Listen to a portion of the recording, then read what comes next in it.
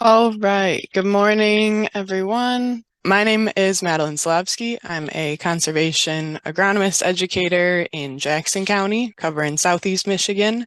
And I have the pleasure today to introduce Dr. Brook Wilke, who is the associate director at the Kellogg Biological Station long-term agroecological research. And he will be talking about a topical subject, cover crops after wheat right now. All right, good morning, everybody.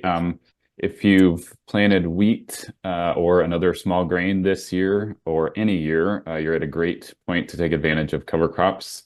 And so I'm happy to share some information today on what your options might be, maybe some tricks to the trade, because cover crops are generally going to be a good thing in your system. We're going to return organic matter to the soil, boost your soil health.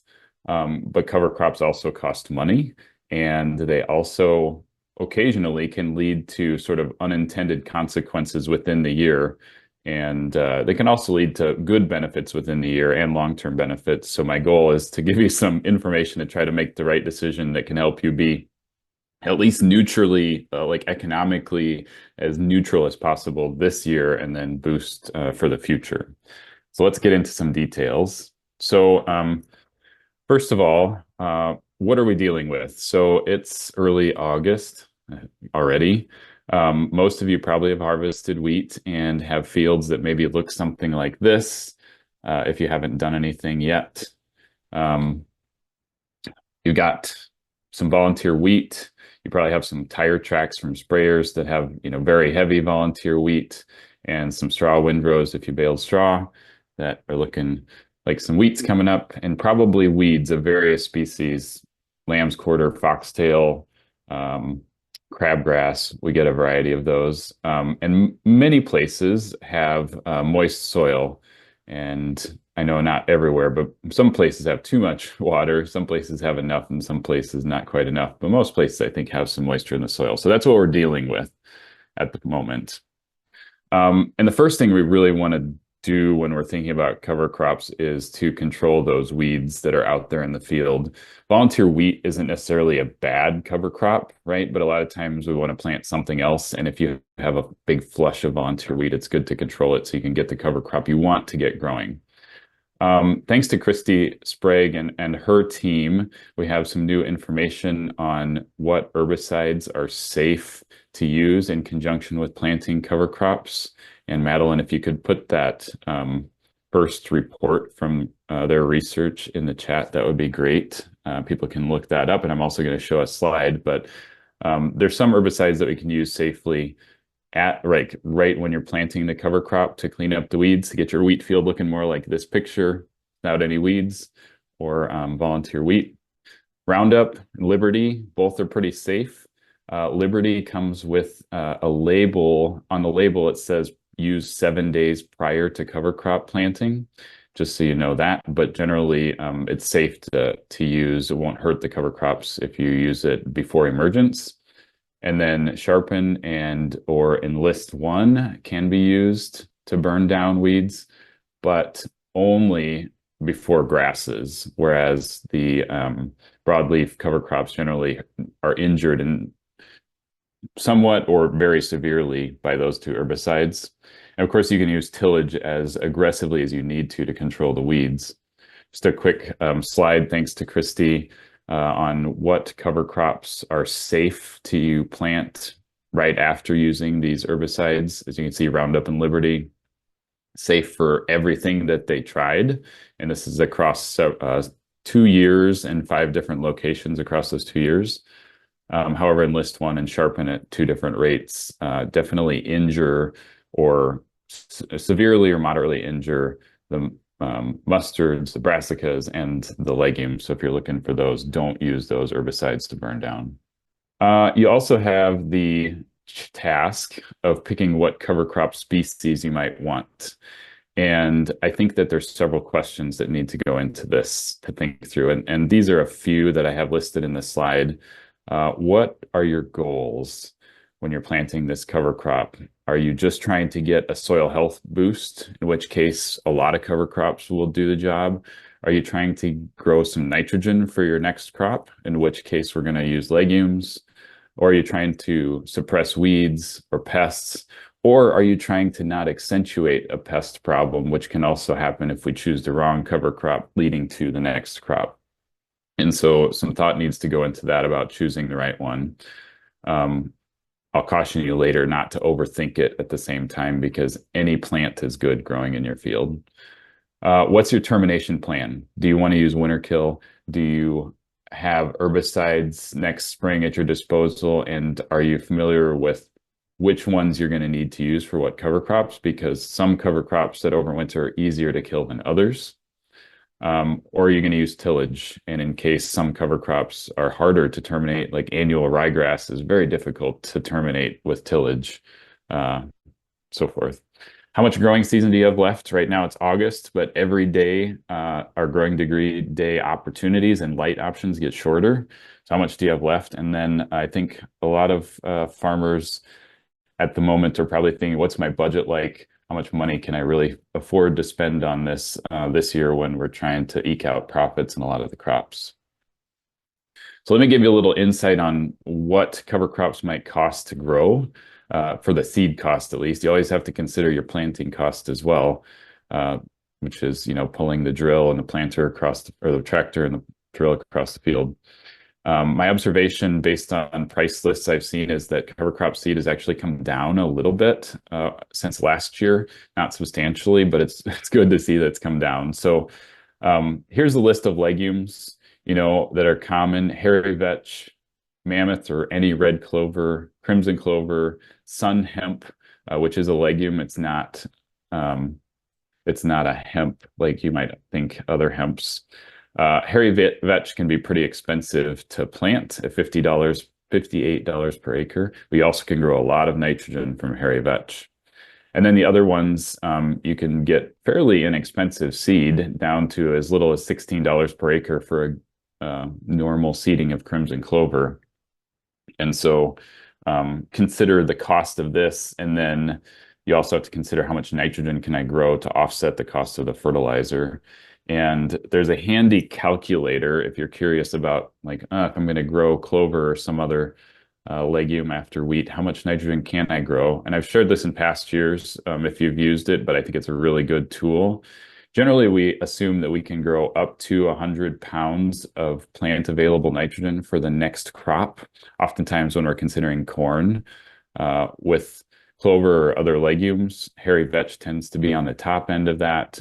Clover, if you get a good stand like this, the picture I'm showing is actually clover that we interseeded into wheat in March of this year in a project field. And with all the rainfall we've had, it's a great year to have clover interseeded into your wheat. That said, it's not too late to plant clover or vetch or some other legumes in your fields if you get them in sometime in August. Other options that aren't legumes but are broadleaves. The picture I'm showing is buckwheat. We actually planted that one in June, so it's well ahead of what it would look like, but you can still get buckwheat in. And a lot of these are pretty darn cheap to grow. Oats and radish is really common. Dwarf Essex rape is by far one of the cheapest cover crops you can grow because the seeds are very small. You really only need 4 to 6 pounds, and I think the cost of seed is like $1.50 per pound. So you can cover your field pretty cheaply. And then some others, sorghums, sunflowers, flax, and so forth, don't have to cost a whole lot. It's getting a little bit late to try to plant sorghum Sudan or millet. You could probably do it if you wanted to this week, but if it gets too far into August, we've seen the biomass returns really decline on that. And so don't go too far into August before you give up on that cover crop and switch to some others. Grass options, of course, are always they're a little bit easier, but also if you're going to a grass crop like corn, may or may not, it may not be terrible, but you want to caution how much growth you get from the grass before those. Annual ryegrass tends to be my favorite ahead of corn, but can also be a challenge to control. And also, if it goes to seed, it can reseed itself and can be a challenge that way. But the grasses generally are pretty cheap. I mean, even if you have wheat seed left over and you want to just get some more wheat, uniform wheat out there to get something growing, that's an option too. But most grasses you can grow from $10 to $25 per acre.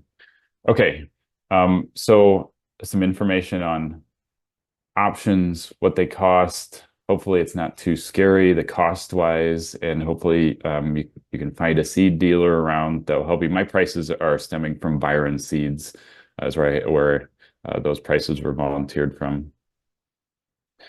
Start with a clean field. So we mentioned that. Get those weeds cleaned up. You don't want to have a bunch of weeds going to seed. That's going to be a problem next year. If you're more concerned about the cost, the seeding rates that are published, don't need to be followed as is. You can cut the rate. Half the seeding rate of a cover crop will yield more than half the biomass of a full rate. Probably the biggest challenge is leaving space for weeds to grow in between. So, but don't be afraid to cut it.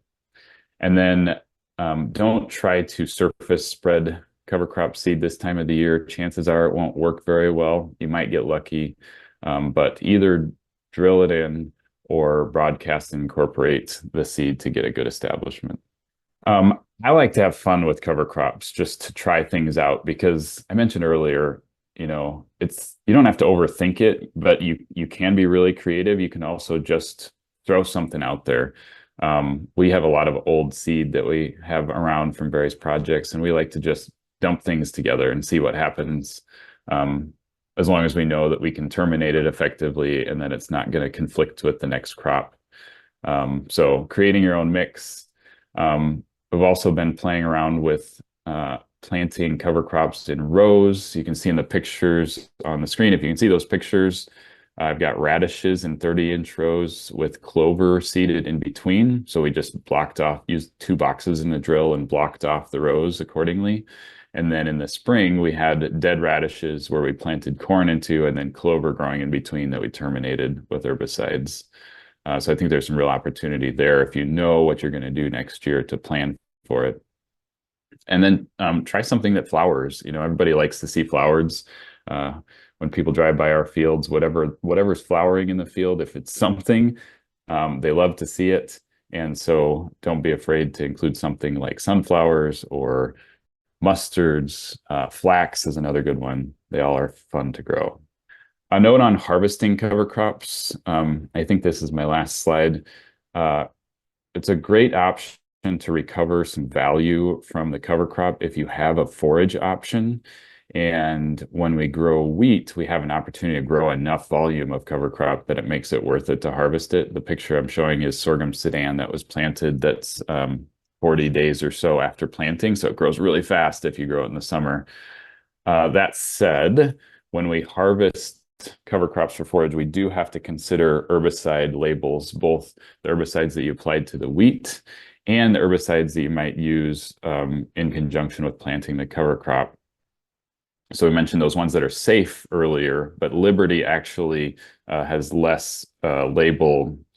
It's not labeled for very many forage crops. It's just mostly labeled for grain crops. And so that one can be concerning. So make sure you check those labels if you are planting something for forage to know what's allowed.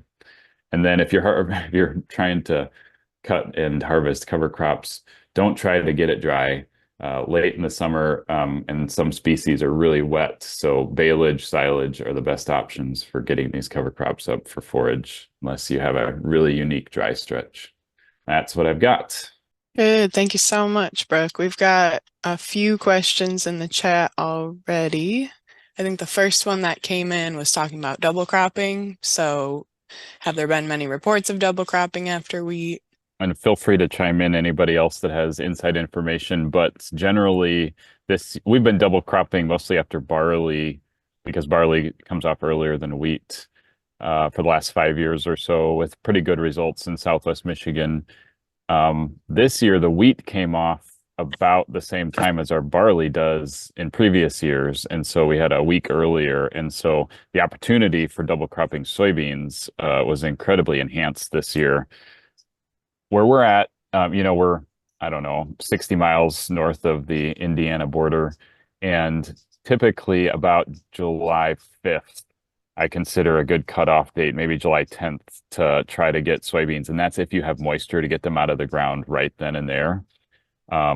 And this year, having an opportunity early, July 4th, or even earlier, enhance that potential, especially with water afterwards. So a good year to have it done. I don't know how many farmers were prepared to do it. Yeah, I think I heard from a few guys who were planning on it, but maybe didn't get to it. Um, the next question was about, we've got some sandy hills that they want to add some organic matter to, said that they had tried sorghum, wondering your thoughts on using sorghum instead of clover, looking for general recommendations for boosts in organic matter on sandy hills. Yeah. So generally, I mean, it's a tough battle to try to build soil on sand because we put it into the soil and then it decomposes pretty quickly. So we want to try to figure out how to get as much as possible.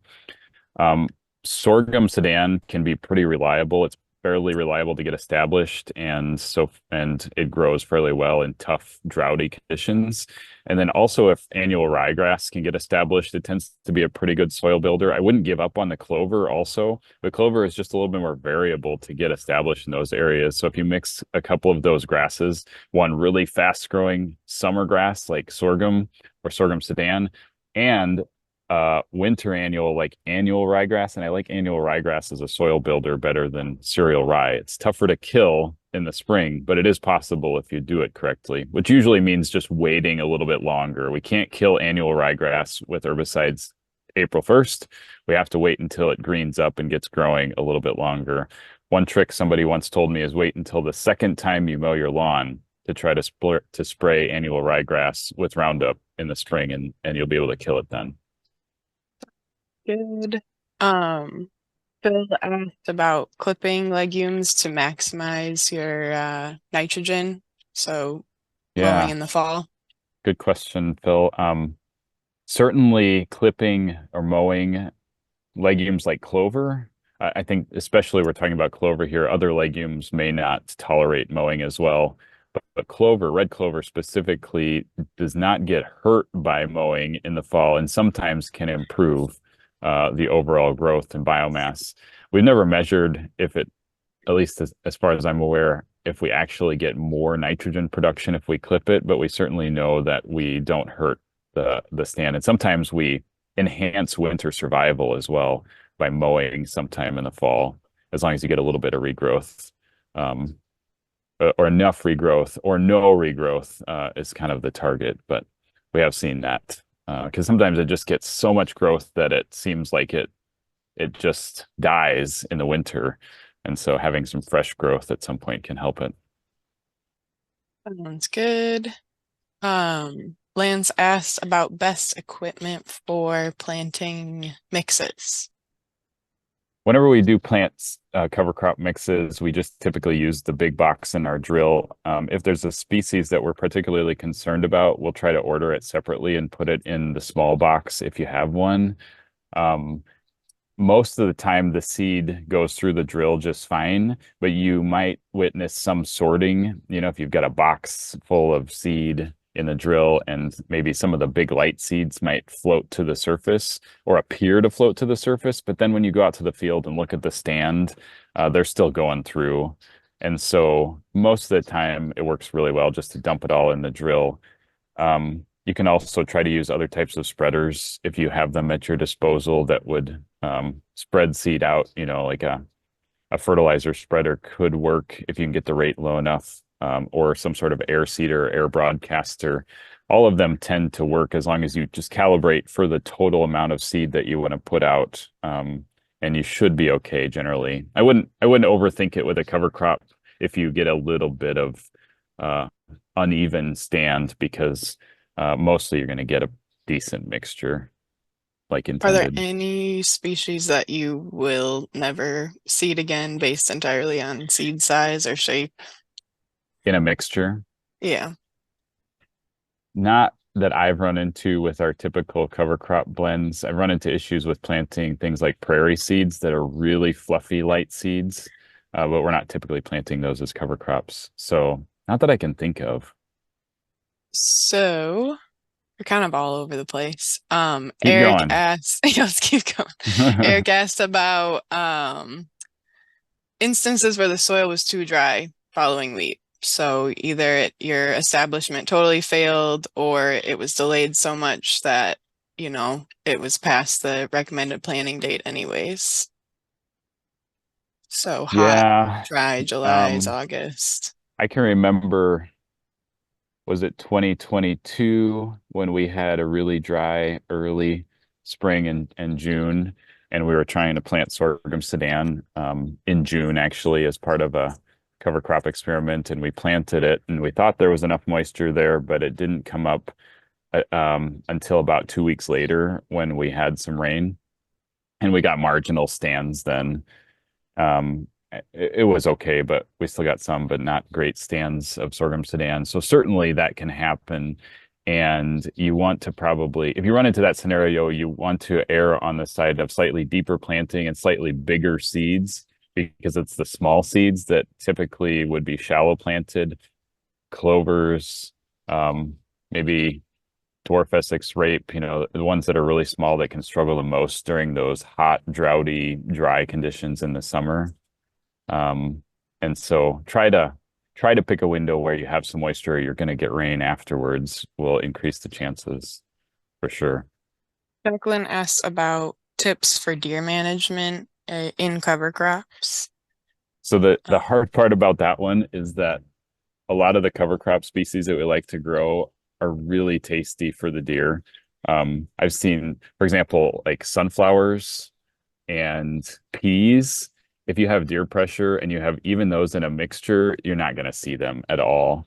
And so the trick we've learned is just try to have a mixture of species that some of which the deer would prefer, uh, or don't plant them at all if you know the deer are just going to destroy them.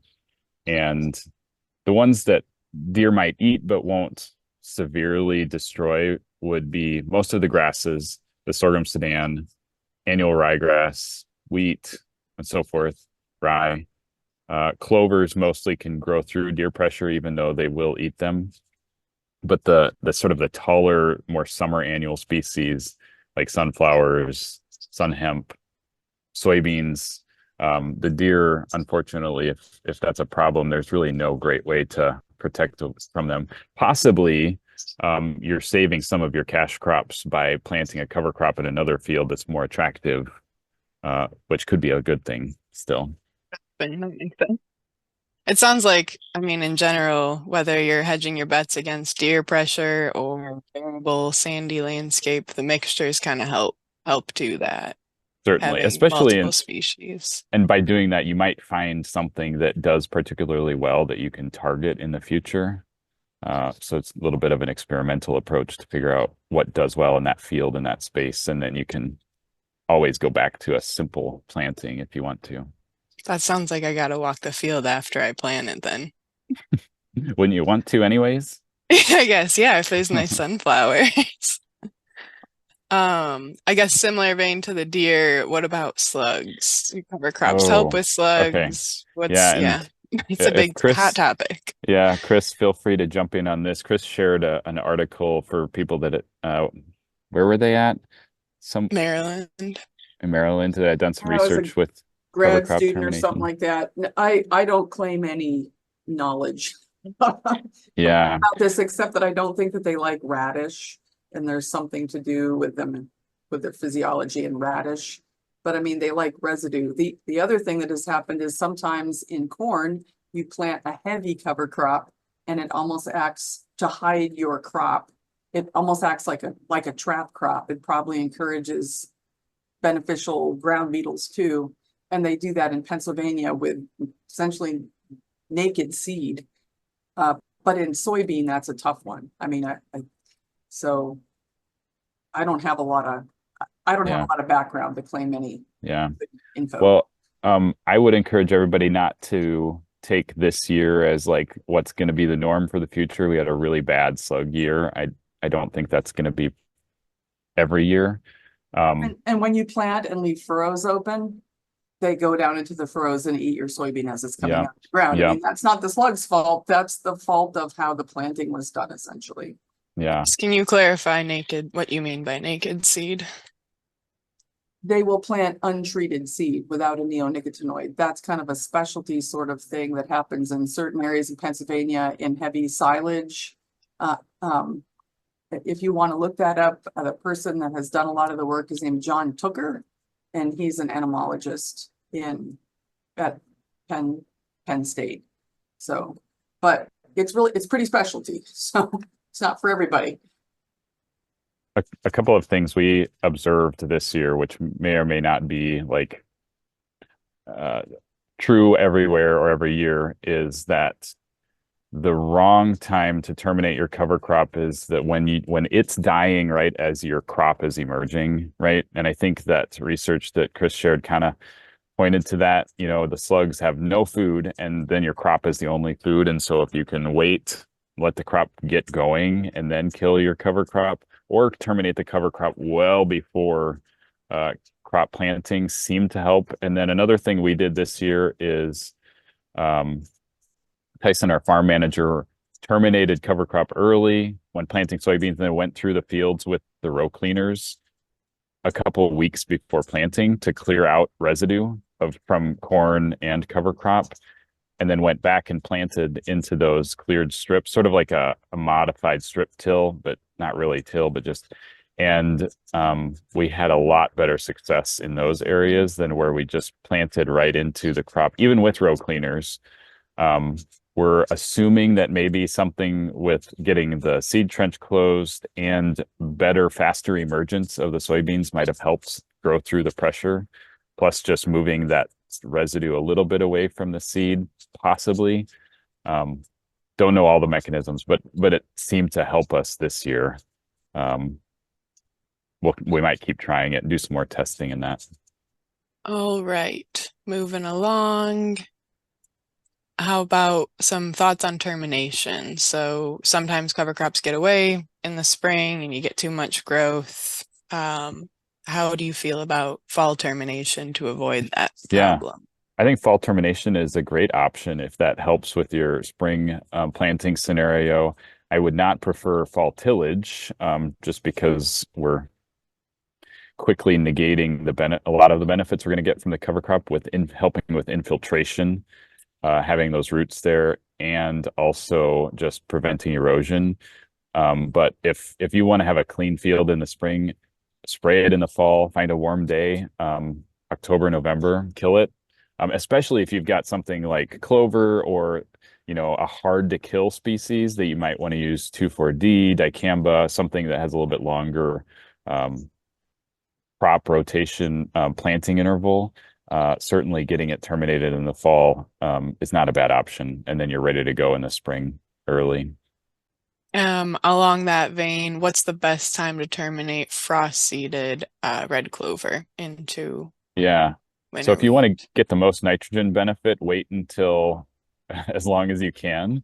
But if you're planting corn, typically first week of May is about the cutoff for us. And then we usually have to give it another week because we're using dicamba 2,4-D mix to burn down, and then planting corn after that. So it can delay your corn planting a little bit and make it a tight window.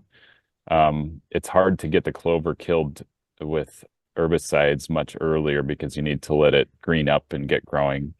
And so that's kind of the window in the spring. If you wait until the spring, if you terminate in the fall, you'll still get some nitrogen benefit from it, just not as much as if you let it regrow again in the spring. And that question also is about sugar beets, and I don't have as much experience with sugar beets, and so I can't definitively answer that side. If anybody else has any insights, feel free to share. I think the last cover crop question we have is, what about spreading rye into soybeans? So interseeding cereal rye or annual ryegrass into soybeans. So the best time to do that is right before leaf drop, because you don't want to get too much growth that's going to interfere with soybean harvest. But if you do it, right before leaf drop, you're several weeks ahead of harvest. Those cover crops will get established, probably tolerate the combining activities, but won't be too big that you'll be cutting a lot of it off and running it through. And most of the time it works pretty good. If you're doing that, don't make sure you don't use treated seed that you're spreading into the soybeans, because you can have the risk of getting a few of those treated seeds in the soybean harvest. And that can be a problem if you're trying to market your soybeans then. Yeah, and just a plug, we'll have some nice demo sites kind of across Michigan looking at cover crops interseeding into soybean and corn. So something to look forward to. There is one more comment about the terminating clover. Just an idea would be light tillage in an organic system to not kill it, but maybe keep it going and keep it down. And then one other question, you can maybe just a general question about suggestions on multiple species mixes. Are two species enough to get benefits? 3, 4, what's the perfect number? Is there a perfect number? I think is what Phil meant by that question, but you can. Yeah. Um, there is no perfect number. One is good. 50 is good. Okay. Right. So you can do anything that you want, as long as you just kind of know what you're getting into, right? So you don't need a 15-way mix to grow a successful cover crop. Like if you have the species that you really want to grow and know why, one can be good. But it also doesn't necessarily hurt to grow a lot of species. Diversity can lead to a little bit faster soil health improvement, but it's generally not going to be, just getting a cover crop in there is goal number one and the biggest benefit. So otherwise, I mentioned earlier, be creative. Like we just like to throw stuff in and see what happens. I don't know. Madeline, you got anything else, other ideas in Oh, that it space that you've observed? sounds good. I think just the idea of, hedging your bets with multiple species is good. It doesn't have to be 20. Phil, you got any follow-up questions on Well, that? a lot of it comes down to cost, I think. And when we talk about what is the cost of a large mix compared to a more simple mix, still getting the benefit, but what is the cost? Yeah, so part of that, if you overseed the rate, right? So if you're putting a big mix in, you've got to cut way back on every individual species rate in the mix. And some of those species can cost a lot more, right? So if you have a price list with your cover crop retailer, you can go through and find like, ooh, that one's, $5 a pound. Let's not put that one in there, right? Because I don't know why I would want it anyways. And as long as you're careful about that and choose rates, like cut back the rates of each species accordingly, you can still get a mix with lower cost. But oftentimes those pre-built mixes have things that you can't change. And so you just got to be careful.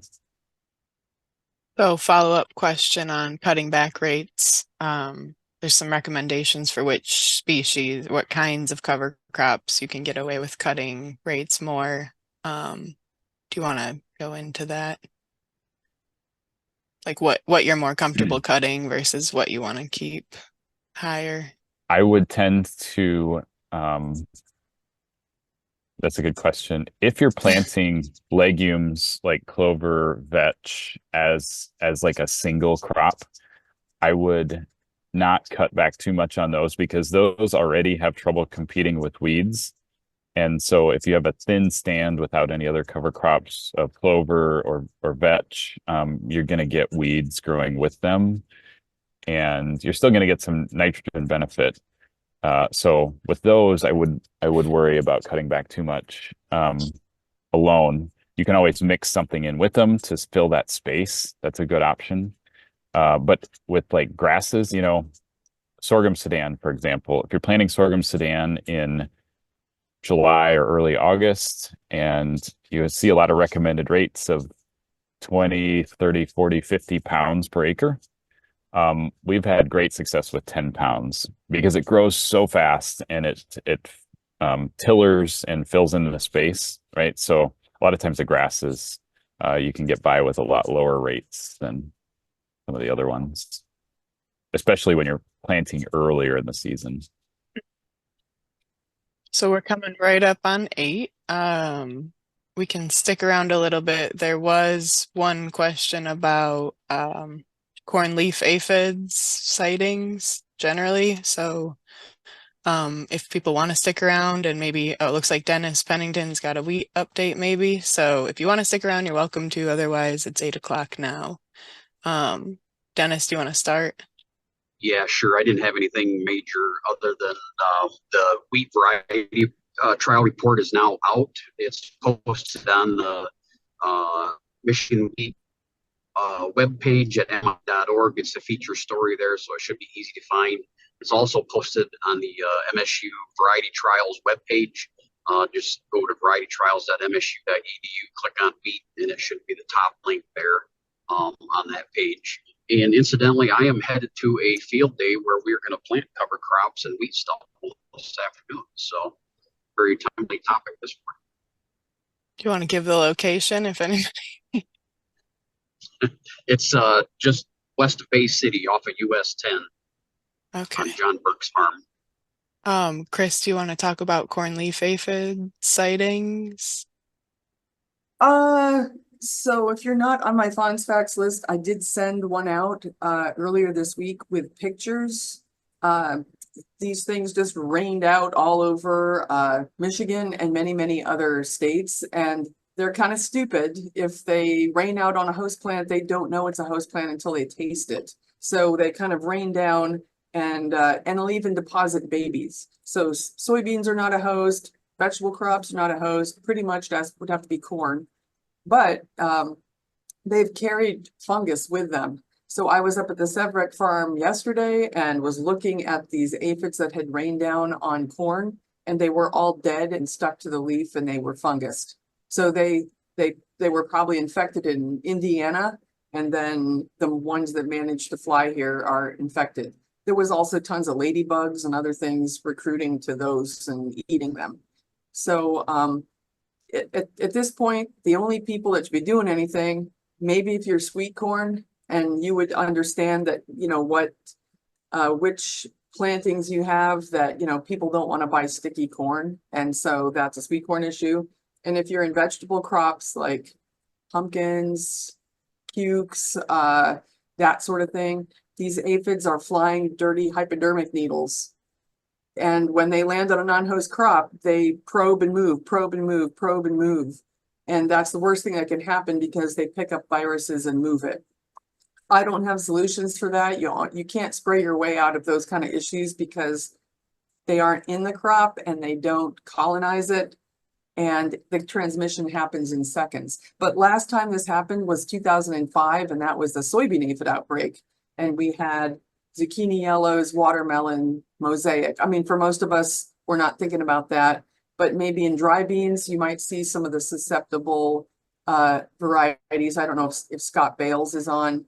You'll see some leaf crinkling. And at the end of the year, you might see some discolored soybean seeds with a little bit of brown or blackish discoloration of the seed itself. And that could be a soybean mosaic virus. So I just want to make you aware of that. But I think the infestation is sort of beginning to end because of beneficial things. All right. I think unless anybody else needs to unmute and give an update, I think we are all set, and I will end the Zoom. Thank you all for joining. Great afternoon. Sounds like cool weather's coming.